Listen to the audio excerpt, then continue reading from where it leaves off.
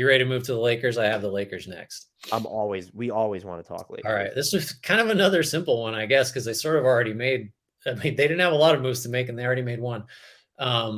So to me, the big question to answer is, yeah, I mean, like, I guess they're buyers because that's just, if you have LeBron and Anthony Davis, you're a buyer.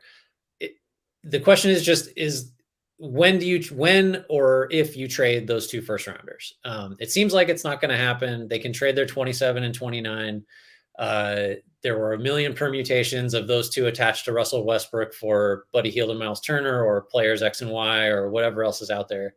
It's just a question of, is it worth it to do that now? You've basically given up your only draft assets, or do you just kind of wait, let Russ's contract come off the books, sign somebody, and you still in free agency, and you still then have those picks to dangle in some other deal?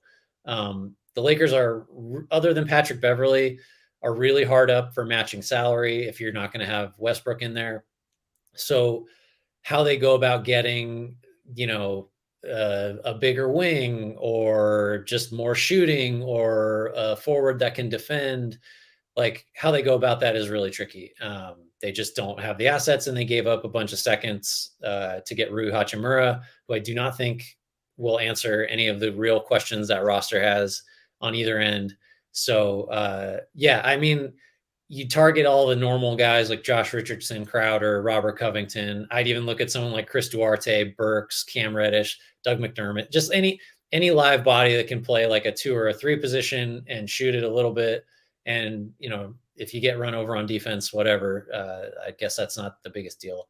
But you just really have Beverly to do something with. So I kind of wonder if the Hachimura move is going to be it, because unless somebody really wants Patrick Beverly, I'm not sure what else the Lakers really have left to do.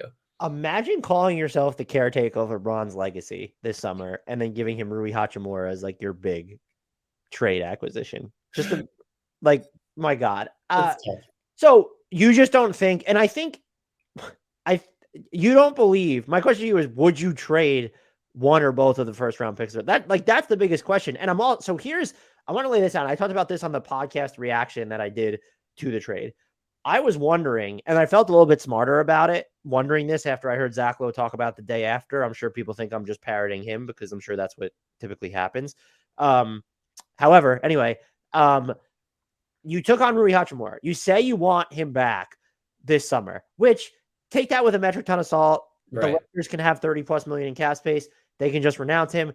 They might prefer that. Maybe they could work with even his cap holds close to 19 million, but you could sign, he's going to cost less than that. And so let's say if he costs 10 million, you sign him for 10 million and you still have 20 plus million in cap space, they might go that route. But I'm also wondering if you really want to keep Rui, or you're planning on working with some version of his cap hold or his next salary. Have you now shown an inclination to take on money beyond this season? And does that up the ante in terms of what you can get back in a trade? But also, does that then, if you're going to take back money, does it increase the likelihood that you give up both or one of those first round picks because you're willing to take back money? Well, what does that mean? Are we talking like Gordon Hayward's contract as taking back money type of thing, or well, you can't. I mean, honestly, like if they were offering Gordon Hayward for Russ, like I might consider it at this point. Maybe not, but I'm just saying, like, even when you're talking about the Bojan Bogdanoviches of the world, or if it was Malik Beasley or Gary, or even just like the idea of, well, why would you go after Fred VanVleet from the Raptors? Where I know Raptors fans didn't want both the first round picks and like the Beverly plus salary package the Lakers can offer, but like I might consider that if I'm Toronto. Does it make it more likely that because you're maybe viewing this, maybe if you want to keep Rui, you're viewing this through a longer term lens. It's not even necessarily about taking on someone who's under contract next year, but you're willing to make a bigger trade because you will pay that person or keep the money that's already on the books because you're not as married to doing something in free agency this summer. Yeah, I think, and I've gone back and forth on this over the course of the year. I think where I'm at now and where I've been at for a little while is that of the trades that have been discussed or even hinted at, I don't think there's one out there that gets the Lakers to the level they need to get to and would therefore justify the giving up the 27 and 29 picks. And there's a bunch of stuff wrapped into that, which, we've talked about before, of like, who gives a shit about 27 and 29 picks, like, both because executives don't last forever and because LeBron and Anthony Davis are at this level now and figure out the rest later. So if it's Turner and Hield, which it isn't going to be, I don't think. I think that's just, that ship has sailed, and I don't know. So that, even that didn't do it for me. So I guess I hold on to those picks, and my plan would be, I don't know, Rui kind of messes this up, I think, or complicates it. My plan would have just been, can we sign Kyrie Irving? Can we get him to take less than his max? And then can we use those picks with some other salary we get from somewhere to then go get somebody else in addition to that? There's a million ifs, and like, I don't even know how realistic that is, but that would be my approach now.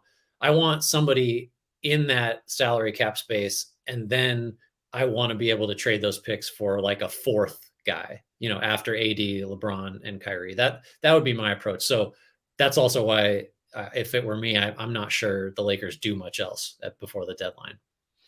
And that's reflected in my trade idea for them, which is the Lakers get Josh Richardson.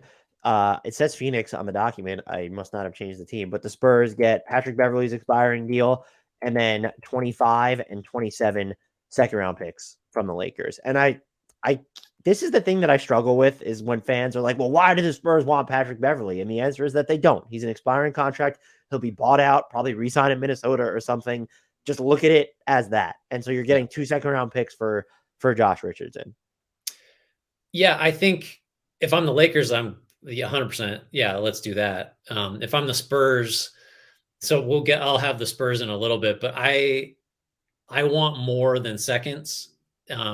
Just because, so I think that's probably realistic. It's me holding out and being stingy. And if I'm the Spurs or anyone that's got a desirable wing or expiring guy, I just want to see if this market is tight enough to where I can squeeze a first out of somebody. Cause there's going to be like 7-8 teams really wanting Josh Richardson. And that's just not because he's great, but that's just because that's what you've got available. So I think that's a reasonable trade.